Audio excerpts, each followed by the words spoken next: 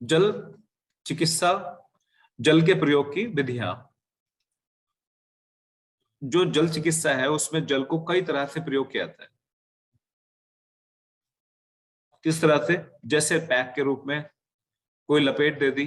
जैसे आपने देखा होगा, फीवर किसी का हाई हो जाए तो गीले कपड़े को माथे के ऊपर रखते रहते बार बार, पट्टियां बना बना के। असल में ये पट्टियां हैं, एक विधि ये होती है जल चिकित्सा की। बहुत तेज फीवर हो किसी का 104-105, तो ऐसे फीवर में यही पट्टियां काम आती है जो टेम्परेचर को डाउन करती है शरीर के।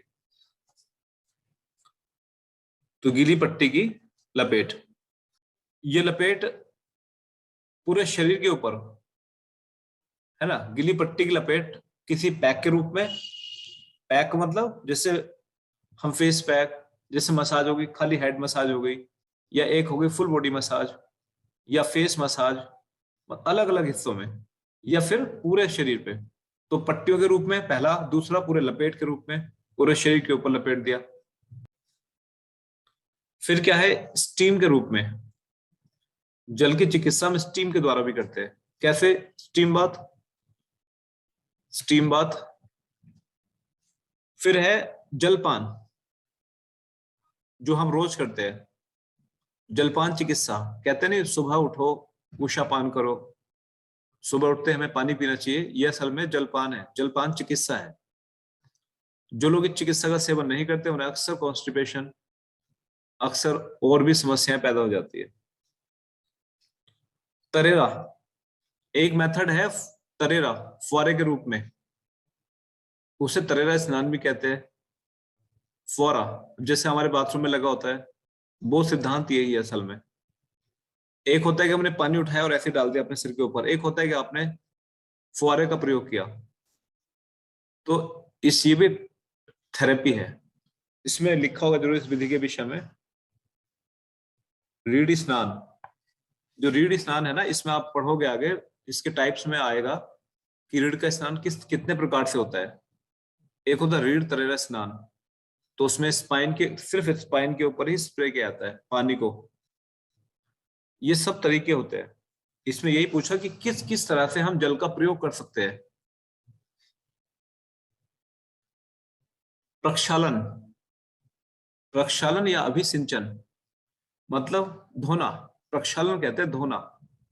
जल के द्वारा हम धोने की प्रक्रिया भी करते हैं। कैसे? एनिमा के द्वारा। एनिमा में क्या होता है? यही तो होता है जल जो इंटेस्टाइन को धोता है, हमारी बड़ी आंत को धोने का काम करता है। तो हमने प्रक्षालन विधि भी प्रयोग की जल के द्वारा। स्नान जो हम डेली करते हैं, असल में ये भी एक चिकित्सा ही है। हम नहाने के बाद अपने आप को ताजा महसूस करते हैं, हल्का महसूस करते हैं। तो ये सब चिकित्सा ही तो है शरीर की। स्पंज,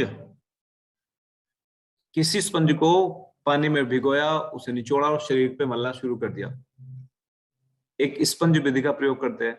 सेक, सिकाई, हम पानी के द्वारा सिकाई भी करते हैं। जैसे गर्म बोतल में पानी डाल लिया, उससे सिकाई कर ली चोट लगे स्थान पे, है ना। अब बर्फ की सिकाई भी तो पानी ही है, ठंडी सेक। तो ये तरीके जल की विधियां हैं। आचमन, कुल्ला करना, मुंह धोना, आंखों को धोना, चक्षु प्रक्षालन, ये सारी विधियां जो हम दैनिक जीवन में यूज करते हैं, ये सब जल के प्रयोग की विधियां नेचुरोपैथी में है। ऐसा नहीं है कि इनमें से हम लोग अननोन है, हम सब जानते नहीं। कई विधियां तो हम यूज करते हैं अपने जीवन में, जो परंपरा से चली आ रही है, छूट रही है धीरे धीरे। जो हम नहीं करते, हमारे दादाजी करते थे।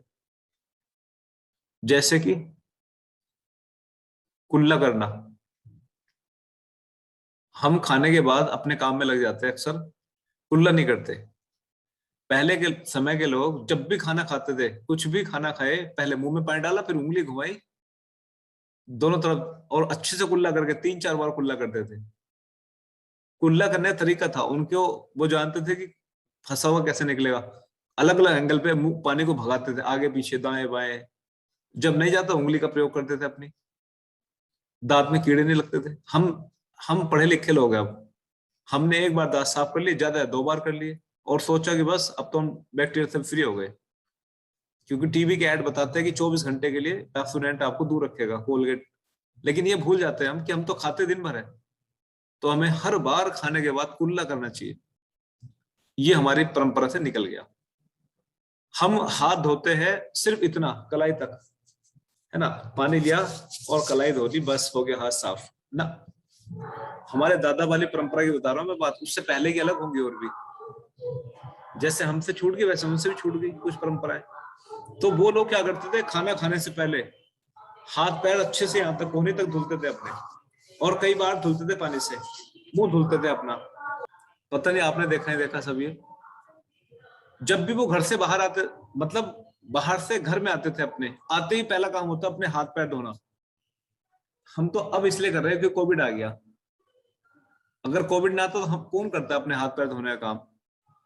कई लोग तो ऐसे जूते बदबूदार हो गए, मुझे बदबू मार रहे हैं, बैठे हुए अपने घर में ऐसी।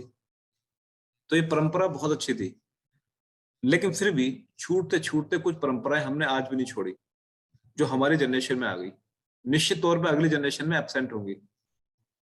तो ऐसे ही कई सारी विधियां हम लोग यूज करते हैं। तो नेचुरोपैथी इसलिए व्यवहारिक ज्ञान है, कोई बड़ी चीज नहीं है।